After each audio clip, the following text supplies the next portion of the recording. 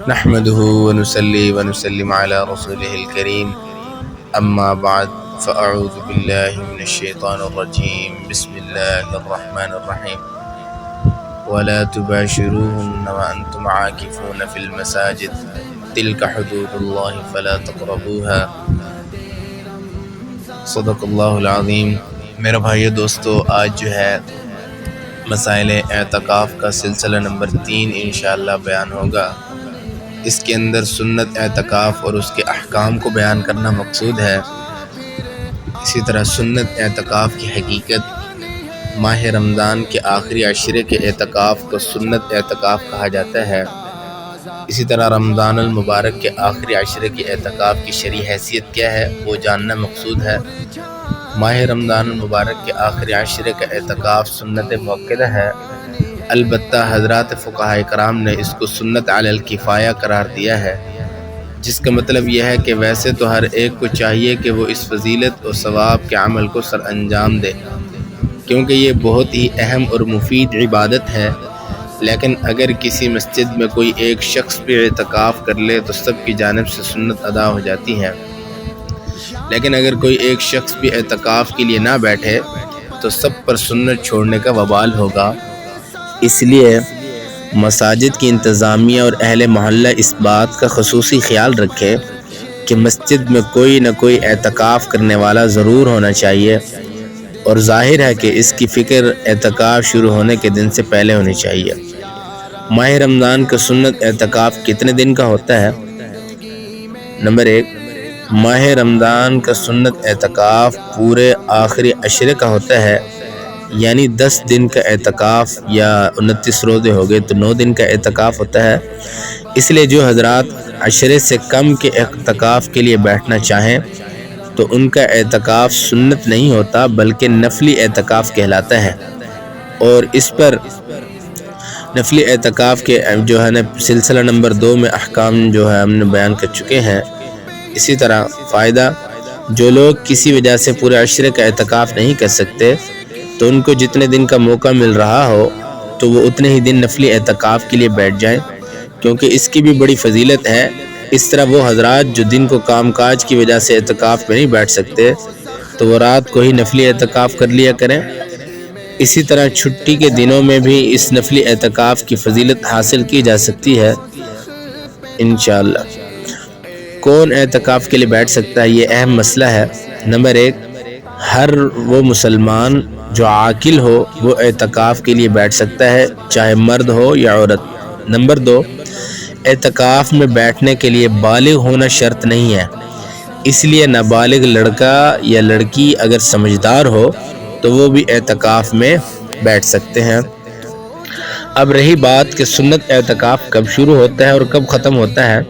Number 1، رمضان المبارک کے آخری عشرے کا اعتکاف 21 رمضان کی رات سے شروع ہوتا ہے، اور جب عید کا چاند نظر آ جائے تو یہ اعتکاف ختم ہو جاتا ہے۔ مثلا 20واں روزہ ہوگا اور 21 کی رات۔ نمبر 2، مرد کے لیے اعتکاف میں بیٹھنے کا طریقہ یہ ہے کہ 20 رمضان کو سورج غروب ہونے سے پہلے اعتکاف کی نیت سے مسجد آ جائے، تاکہ جب سورج غروب ہونے لگے تو یہ اعتکاف کی حالت میں ہو، اور جب عید کا چاند نظر آ جائے تو یہ اعتکاف ختم ہو جاتا ہے۔ اس کے بعد مسجد سے نکل سکتا ہے۔ یاد رہے کہ جو شخص 20 رمضان کو سورج غروب ہونے سے پہلے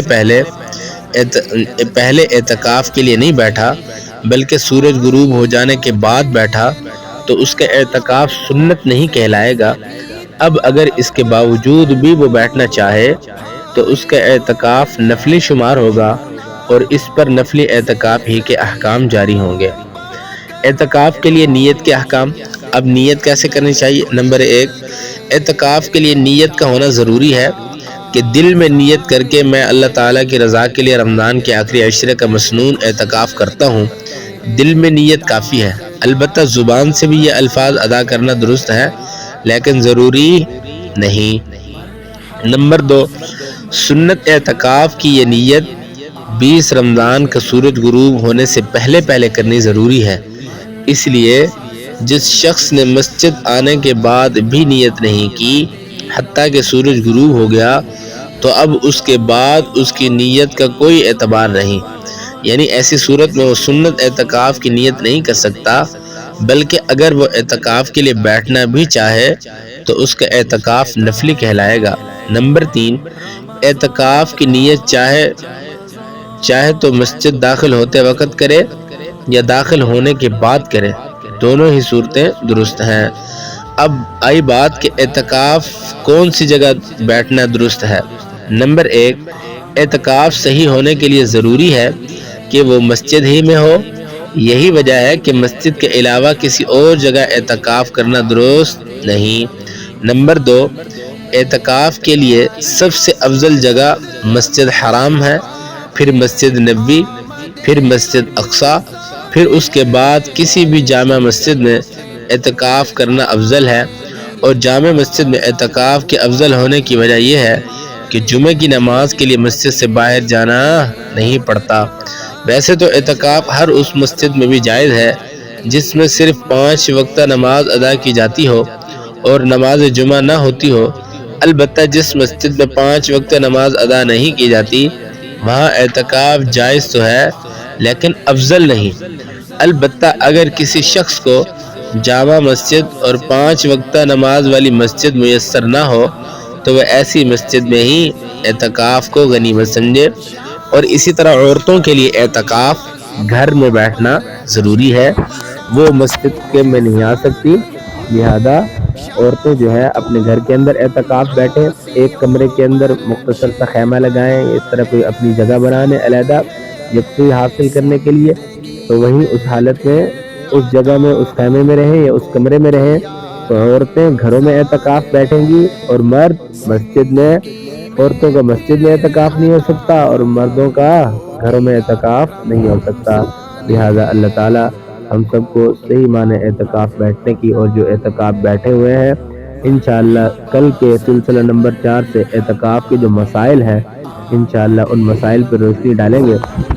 سلسلہ وار انشاءاللہ روزانہ کی بنیاد پر مسائل بیان ہوں گے کہ جن سے اعتکاف ٹوٹتا ہے، یہ جن سے اعتکاف کہ کوئی یعنی اعتکاف کے اندر یہ چیزیں کرنا حرج ہے، یہ اس میں رخصت ہے، انشاءاللہ وہ مسائل سلسلہ نمبر 4 سے شروع ہوں گے۔